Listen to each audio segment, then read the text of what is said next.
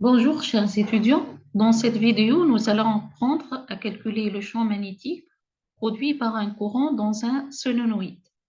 Nous verrons comment ce champ est produit, à quoi il ressemble et nous apprendrons également à calculer l'intensité du champ magnétique par deux méthodes, la loi de Biot et Savart et théorème d'Ampère. Pour commencer, nous pouvons rappeler le cas d'un fil.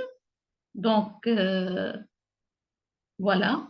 Donc, nous pouvons rappeler le cas d'un fil dans lequel circule un courant stationnaire, comme celui-ci, produira un champ magnétique autour du lui-même.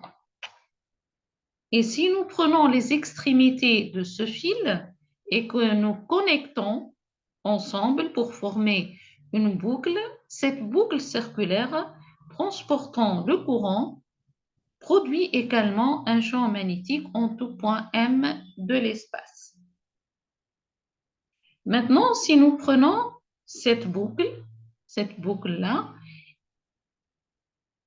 et nous l'inclinons un peu, de sorte que nous la regardons presque du côté, ce qui se passe, un champ magnétique vers la gauche est créé. Voilà. Nous avons déjà calculé le champ magnétique créé par une seule spire circulaire, donc parcourue par un courant stationnaire I, et nous avons montré que le champ magnétique créé en tout point M de son axe Z, il s'écrit mu0 I sinus 3 alpha sur 2R UZ, c'est-à-dire il est porté par le vecteur UZ. Aussi, on peut remplacer sinus alpha en fonction de R et Z et mettre l'expression sous la forme mu0 I sur 2 R au carré sur R au carré plus Z au carré puissance 3 demi, toujours porté par UZ.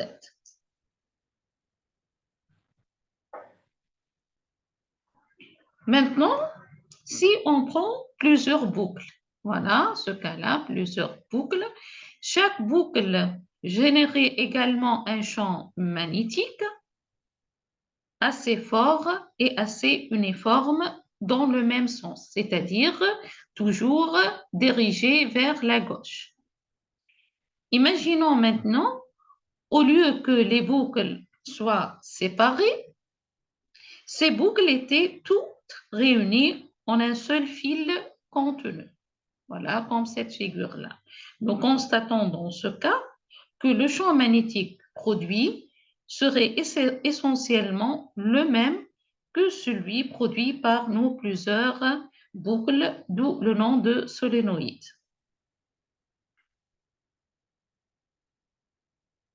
Si nous nous observons maintenant un solénoïde depuis un bout, voilà, cela pourrait donc, voilà, je montre, cela pourrait ressembler à un cercle.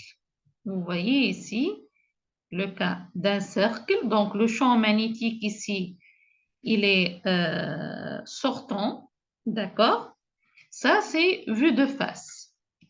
Ça, c'est la vue de face. Maintenant, voyons toutes les différentes boucles ou spires qui font partie de cette bobine. D'accord? Et ça, c'est la vue de, mais il y a une vue du côté, ça va être donc les différentes boucles ou spires qui font partie de cette bobine magnétique. Lorsqu'un solénoïde donc transporte du courant, il produit en effet ici donc un champ magnétique, voilà, dirigé vers la gauche, donc qui est à l'intérieur du solénoïde, et aussi un champ magnétique, bien que faible, à l'extérieur du solénoïde. D'accord? Voilà. Donc, je vais passer à l'application. D'accord? Donc, on va prendre le cas d'un solénoïde. Donc, on va calculer le champ magnétique généré par un solénoïde dans le cas d'un solénoïde fini. Et puis, on peut passer au cas infini. D'accord? Donc, considérons un solénoïde formé par un spire jointif. Et comme je viens de dire, nous proposons de calculer le champ magnétique à l'intérieur et à l'extérieur de ce solénoïde à partir de la loi de Biot et Savart. Voilà, donc un solénoïde est constitué d'un enroulement d'un fil conducteur autour d'un cylindre. On suppose que ce fil est suffisamment mince pour pouvoir modéliser ce solénoïde comme une juxtaposition de spires coaxiales avec n, petit n, spires par unité de longueur. Donc, si je prends grand N, le nombre de spires jointifs, je vais avoir grand N sur L égale à petit n. Donc, comme je viens de vous expliquer, chaque spire est alors parcourue par un courant permanent I et elle va donc produire un champ magnétique sur l'axe Z de ce solénoïde que on va supposer à la fin qui est infini.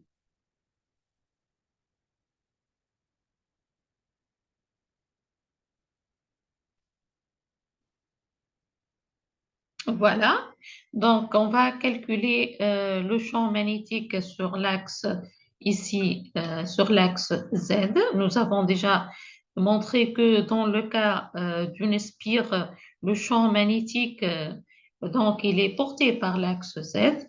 Maintenant, on a juste, je m'explique ici que le courant, donc vous voyez ici, c'est un courant qui est sortant ici et il va entrer ici. Donc, si vous prenez ça, vous mettez votre main, toute la main, vous allez mettre le courant qui entre par là, pardon, qui sort par là et entre par ici. Donc, vous allez trouver directement que le champ magnétique, dans ce cas-là, il va être donc porté par l'axe Z et dirigé vers la droite dans ce cas.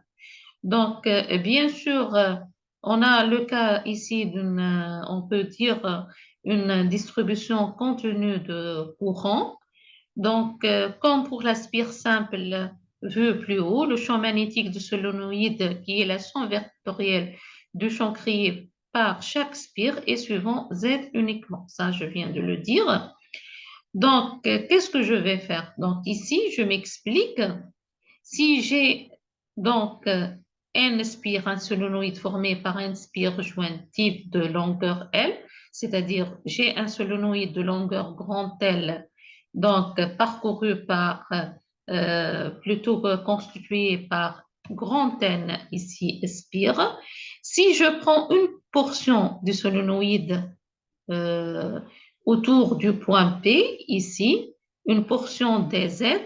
Donc, le dz, ici, on va avoir n dz sur L spire. D'accord? Donc, n dz sur L spire. Si on a petit n, c'est le nombre de spires par unité de longueur.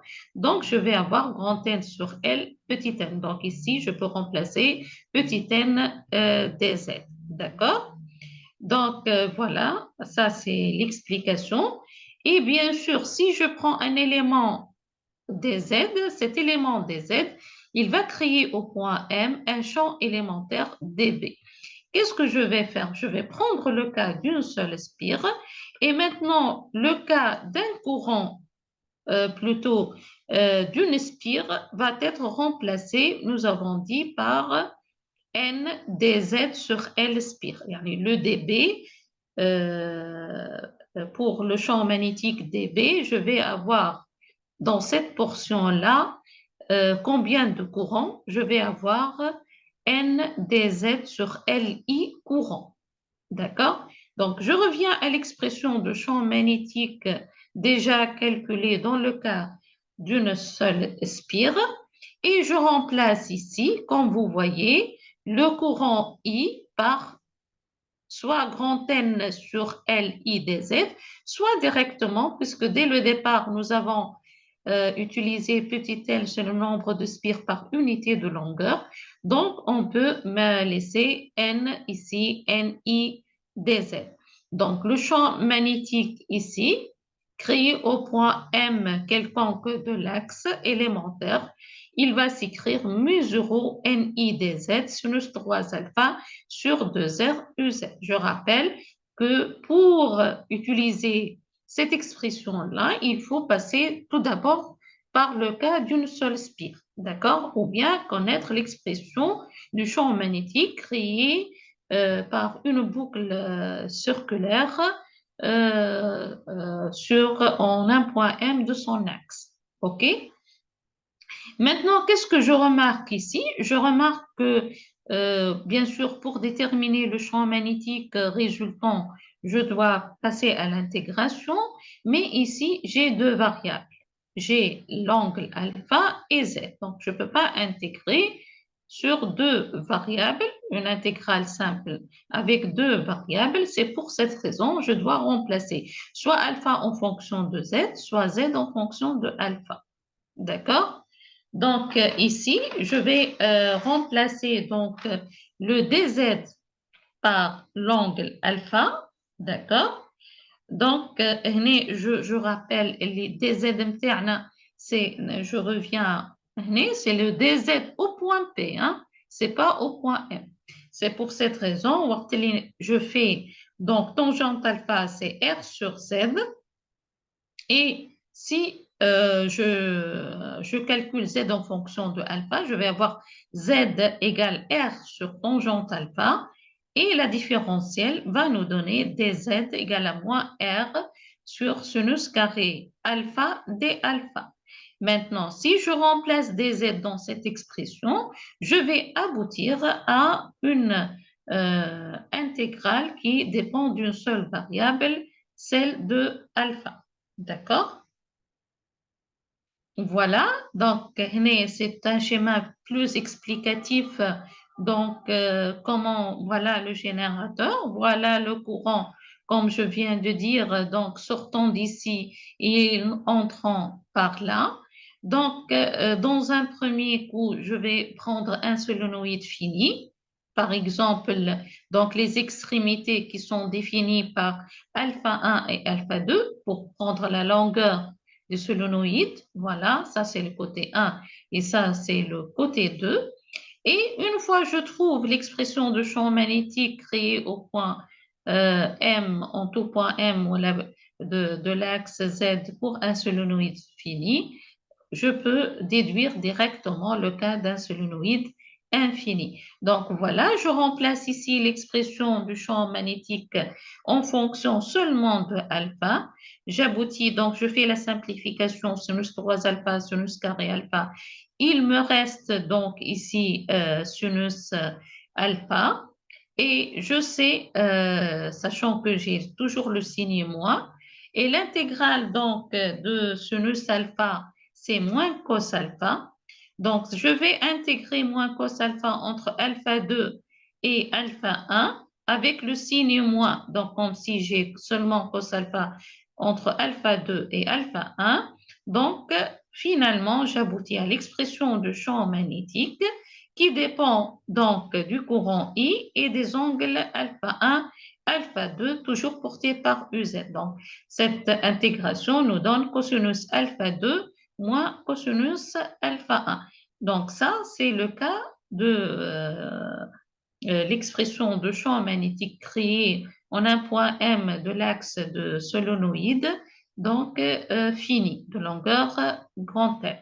Maintenant, si notre solénoïde il est infini, donc dans ce cas-là, je vais donc intégrer ou bien je vais prendre tout simplement, donc pour prendre le solénoïde infini, je vais prendre alpha 1 ici qui fait, donc elle va passer donc, jusqu'au pi pour prendre ce côté-là, cette partie, et alpha 2, 0, de façon à prendre tout le solénoïde infini. Donc, je remplace donc, dans cette expression-là alpha 2 par 0, alpha 1 par pi. Donc, je vais avoir cosinus alpha 2, c'est 1.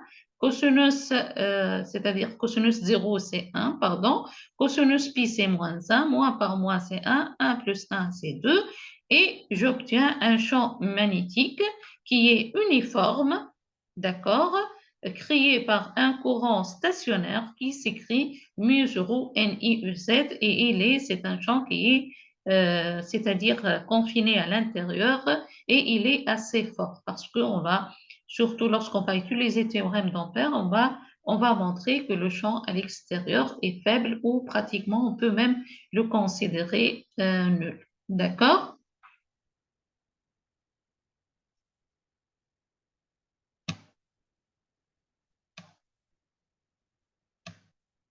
Voilà, donc maintenant je vais passer